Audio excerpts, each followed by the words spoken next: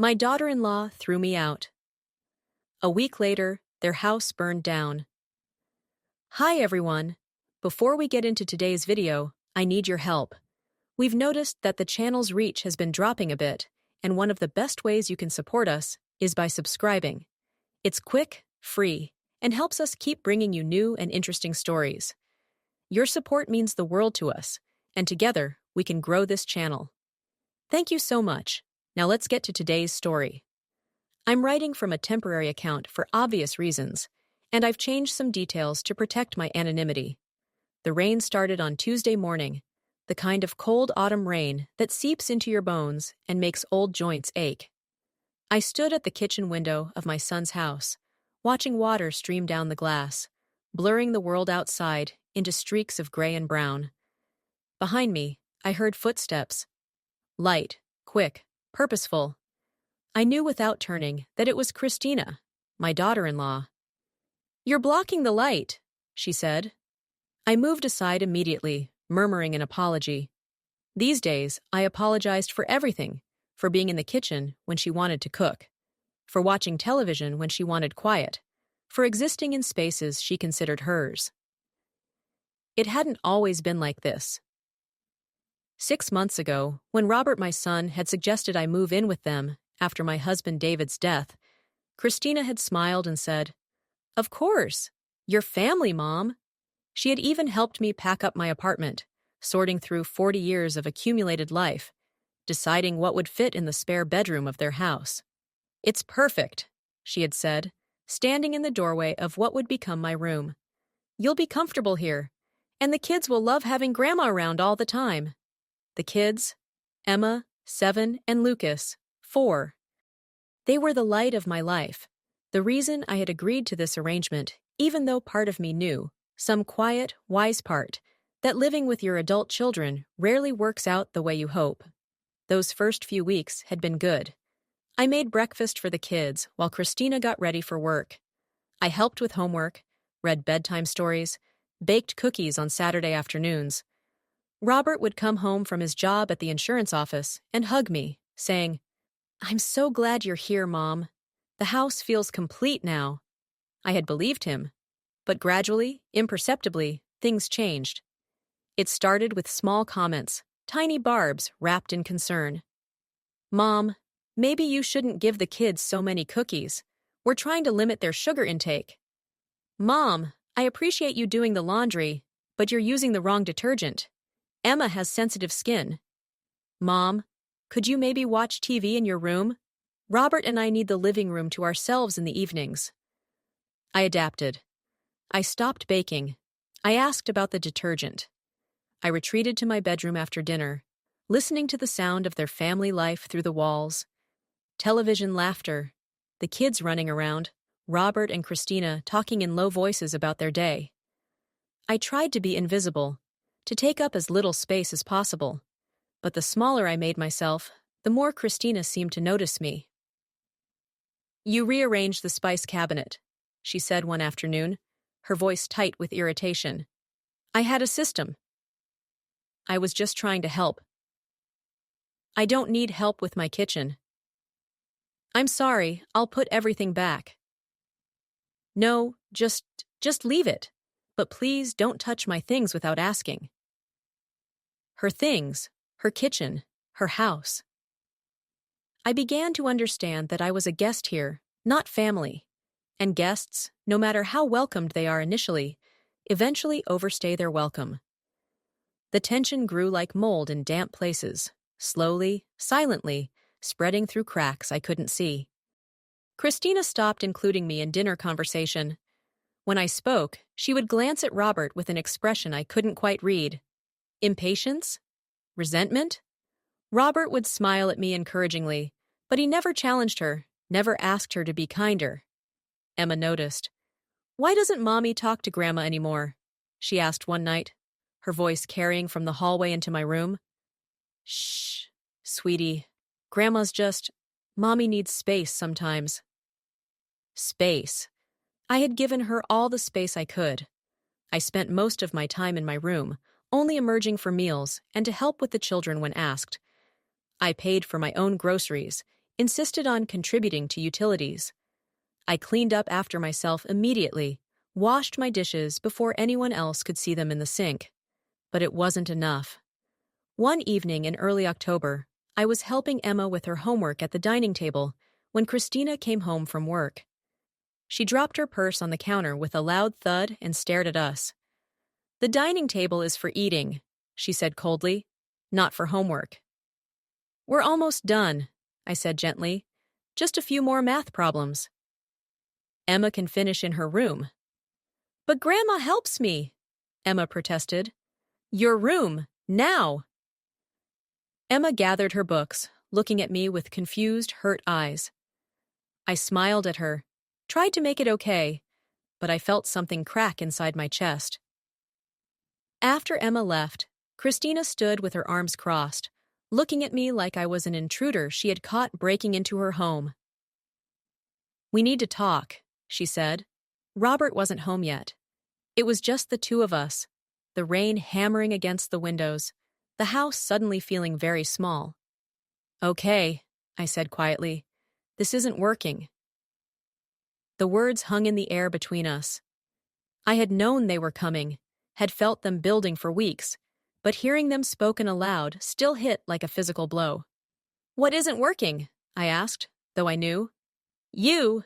Being here. It's too much. I feel like I can't breathe in my own house. You're always here, always in the way, always." She stopped, pressed her fingers to her temples. "I need my space back, my life back."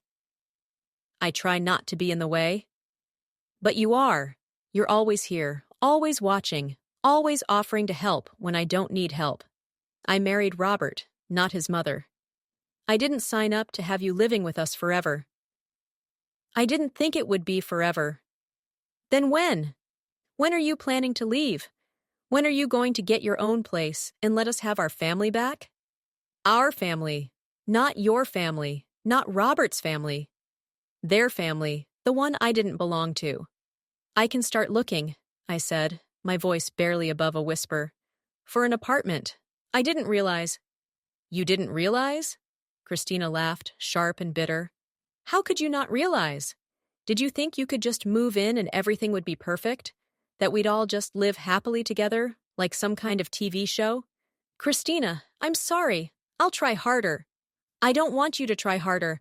I want you to leave." The words echoed through the house. Upstairs, I heard footsteps, Emma or Lucas, awakened by the shouting.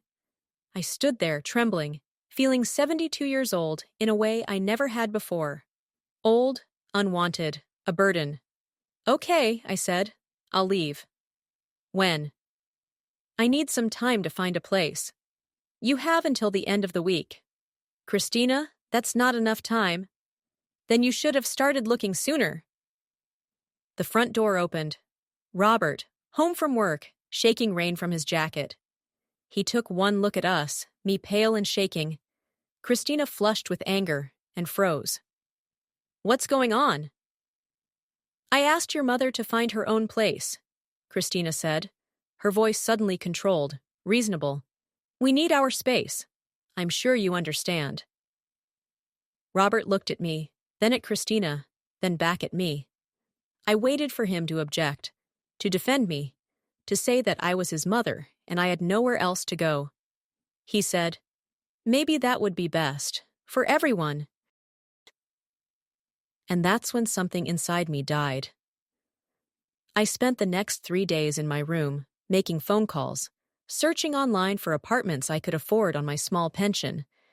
Everything was too expensive or too far away or already rented. The few affordable places were in neighborhoods I didn't feel safe in, or they didn't allow seniors, or they required references I didn't have. Robert knocked on my door on Thursday evening. "Mom, can we talk?" I opened the door.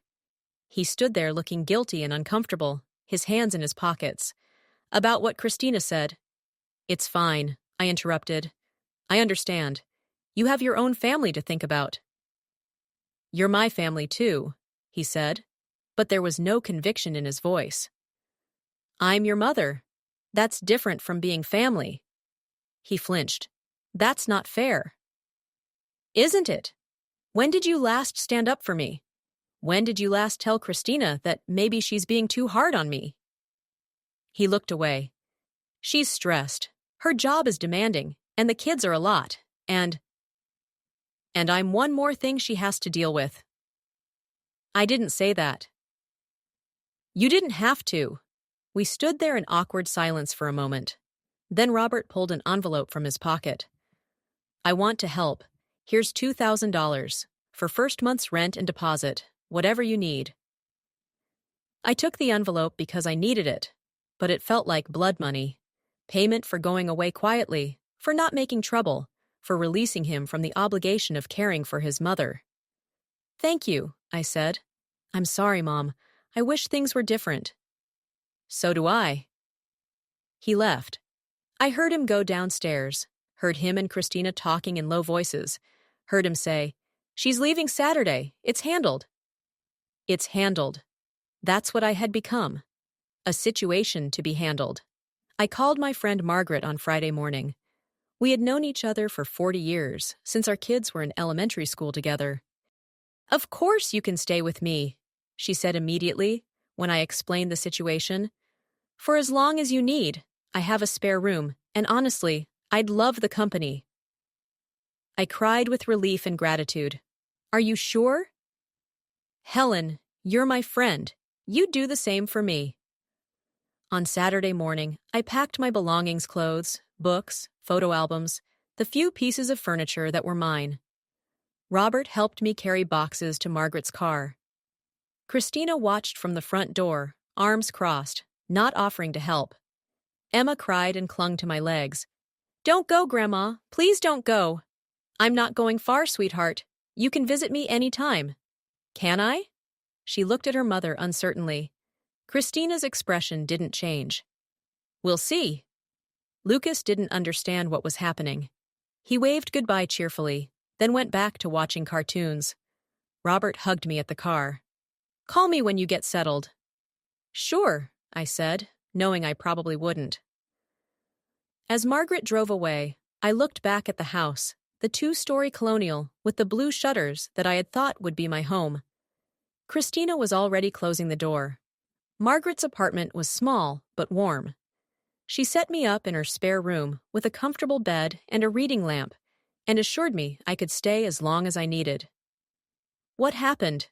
She asked that first evening over tea. Last I heard, things were going well. I told her everything. The gradual cooling, the constant criticism, Christina's demand that I leave, Robert's inability to stand up for me. Margaret shook her head. Some people shouldn't have their parents live with them. They can't handle sharing their space. But that doesn't make it your fault. I keep wondering what I did wrong. How I could have been less intrusive, more helpful. Stop, Margaret said firmly. You did nothing wrong. You were a mother trying to help her family. Christina is the one who failed here, not you. But it didn't feel that way. It felt like I had failed at being the right kind of mother, the right kind of grandmother, the right kind of person. The days at Margaret's fell into a quiet routine. I woke early, made coffee, read the newspaper. Margaret and I took walks in the afternoons when her arthritis wasn't too bad. We watched game shows in the evenings and did crossword puzzles together. It was peaceful. I should have been grateful. But I felt hollow, like something essential had been carved out of me. Robert didn't call, not on Monday or Tuesday or Wednesday. I told myself he was busy, that he'd call when he had time. But I knew the truth. I was out of sight, out of mind. The problem had been handled. Thursday afternoon, a week after I left, I was helping Margaret prepare dinner when my phone rang. Unknown number. I almost didn't answer, but something made me pick up. Mrs. Harrison? This is Officer Chen from the County Fire Department. My heart stopped. Yes? There's been a fire at 342 Maple Drive. That's your son's address, correct? Yes? Is everyone okay? Everyone's safe. They got out in time. But the house is... I'm sorry, ma'am. The house is a total loss. The phone slipped from my hand. Margaret caught it, spoke to the officer, got details. I stood frozen in the middle of her kitchen, unable to process what I had just heard. The house was gone. The house Christina had thrown me out of. The house Robert had chosen over me. Gone. Margaret drove me to Maple Drive. By the time we arrived, fire trucks were pulling away. Police had cordoned off the area. Neighbors stood in clusters on the street, talking in low, shocked voices. The house, what was left of it, was a skeleton. Black bones and collapsed roof, and broken windows, with smoke still rising from the wreckage. The blue shutters I had looked back at 1 week ago were charred fragments.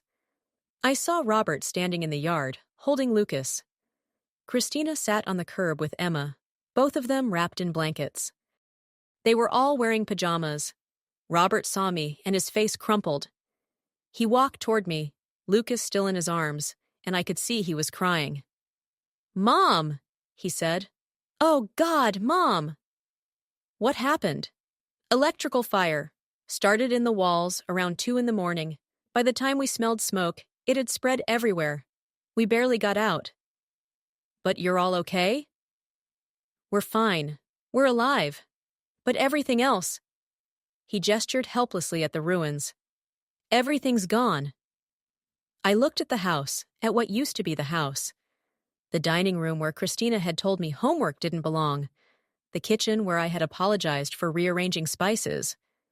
The bedroom where I had spent 3 months making myself smaller and smaller. All of it, ash. I felt something strange then. Not happiness, nothing so simple or cruel as that. But something like recognition, like watching karma work itself out in real time. "Where will you go?" I asked. "I don't know. Hotel, I guess. Until the insurance comes through. If it comes through. We might have been underinsured. Christina was always saying we should increase our coverage, but He trailed off, looking defeated.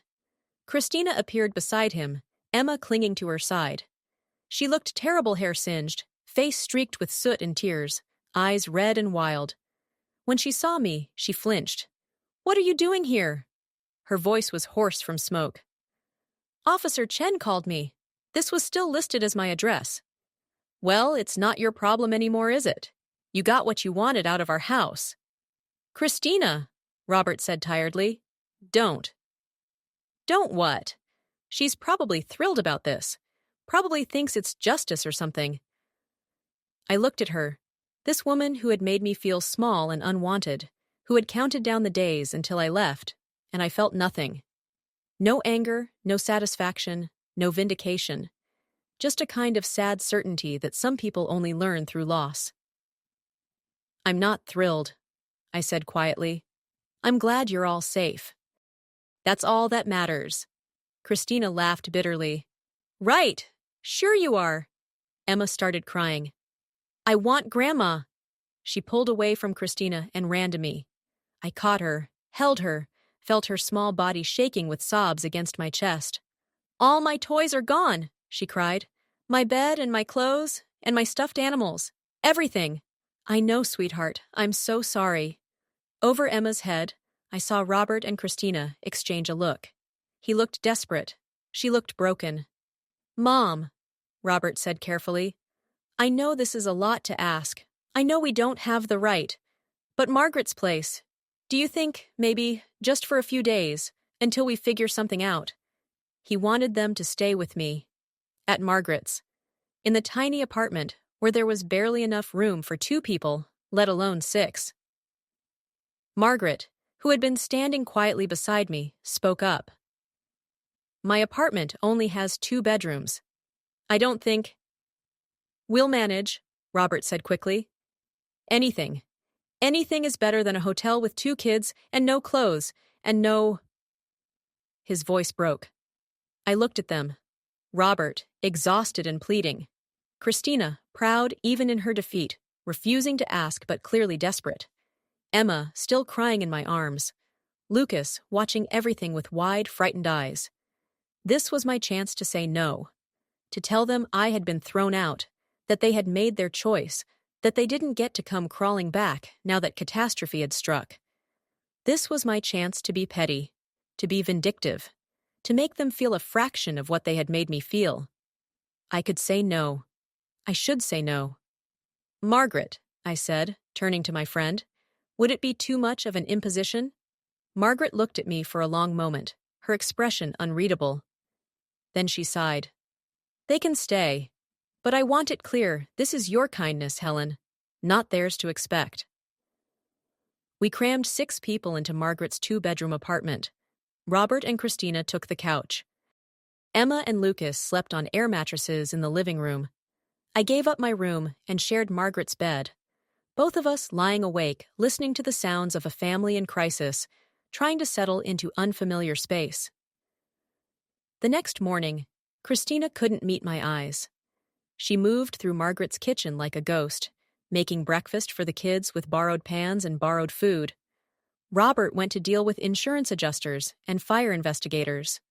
Margaret went to her book club, giving us space. I sat at the small kitchen table with my coffee, watching Christina work. She had burns on her hands from grabbing Lucas's favorite blanket on the way out of the burning house. Her hair, usually perfectly styled, was a mess. She wore borrowed clothes from Margaret's closet that didn't quite fit. She looked lost. "Thank you," she said finally, not turning around, "for letting us stay." "You're welcome." I don't deserve your kindness. I know that." I said nothing. She turned to face me then, her eyes red-rimmed. "I was terrible to you. I made you feel unwelcome in your own son's house. I pushed you out. And now—" She gestured helplessly around Margaret's apartment. "Now we're the ones with nowhere to go." "Life has a way of teaching lessons," I said quietly. "Is that what this is? A lesson? Punishment?" "I don't think life works that way. Bad things happen to everyone, regardless of whether they deserve it.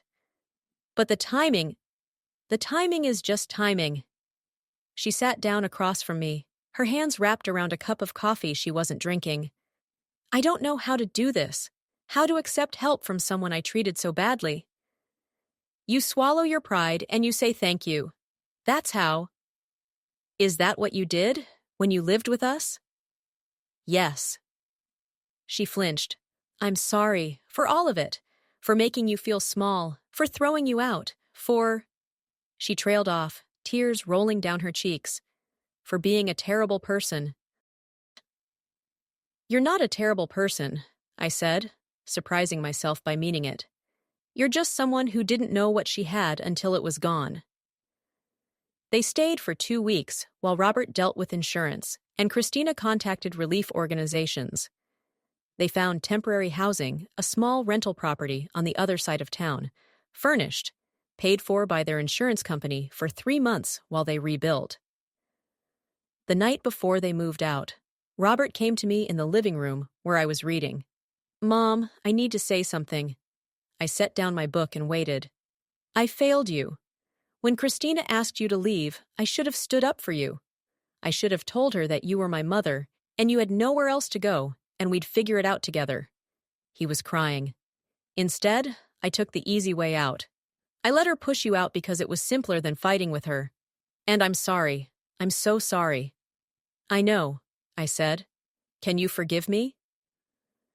I thought about it, about the pain of being unwanted, of being pushed out, of being handled, about standing in Margaret's kitchen, hearing that the house had burned, feeling that strange recognition of cosmic justice. "I can forgive you," I said, "but I can't go back to how things were. I can't live with you again. I can't make myself small to fit into your life." "I wouldn't ask you to," he said quickly. I want to be your son again. I want you to be part of our lives, but on your terms. Please."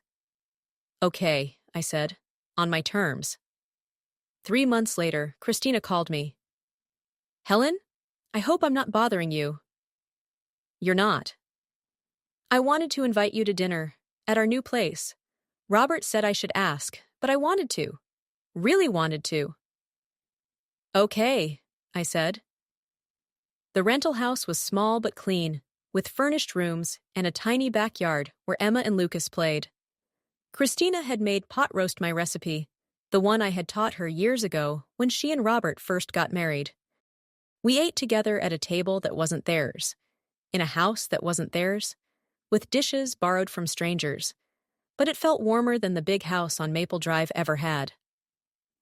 After dinner, while Robert played with the kids, Christina and I washed dishes side by side.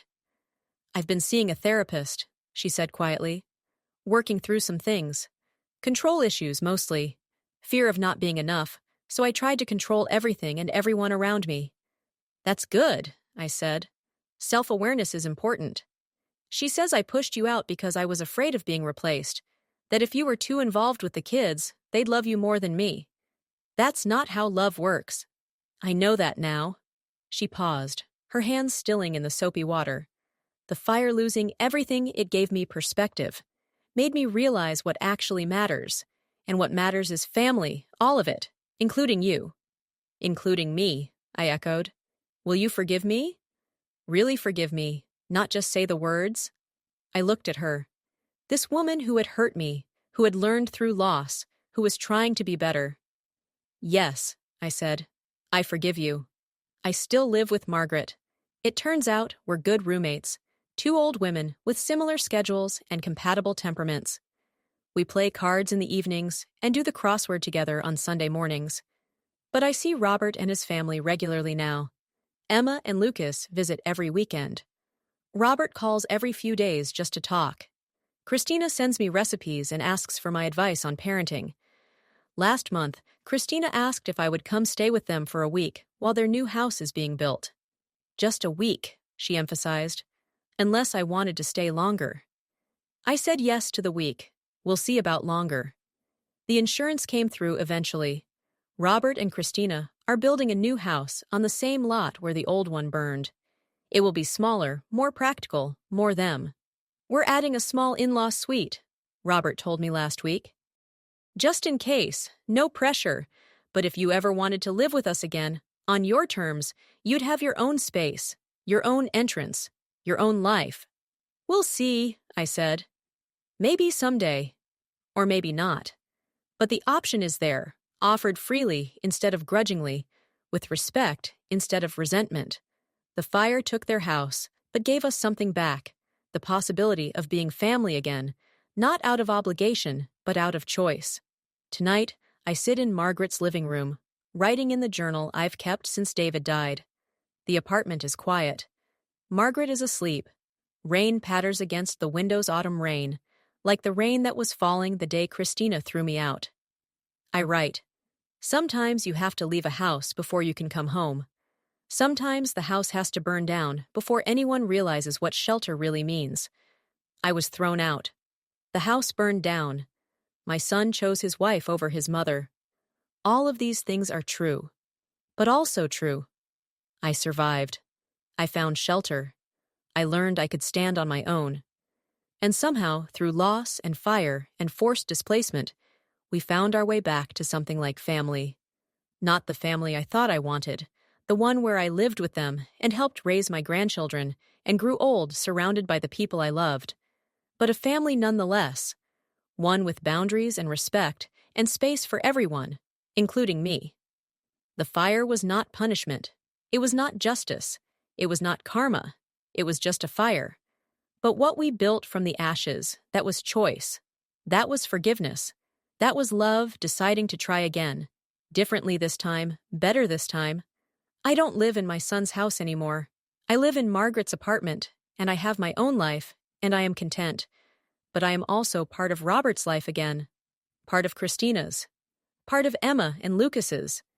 Part of a family that learned, through fire, that you can't control love. You can only offer it, receive it, and hope it's enough. And it is enough. The house burned down. But we're still standing. That's all that matters. I close the journal and look out the window at the rain. Somewhere across town, in their temporary rental, Robert and Christina are putting the kids to bed. Tomorrow, Emma has a school play I promised to attend. Next week, Lucas has a birthday party I'm helping plan. The house on Maple Drive is gone, burned to ash and memory. But we remain. Scarred, yes. Changed, certainly. But still here. Still family. Still learning how to love each other without burning down in the process. It's enough. More than enough. It's everything.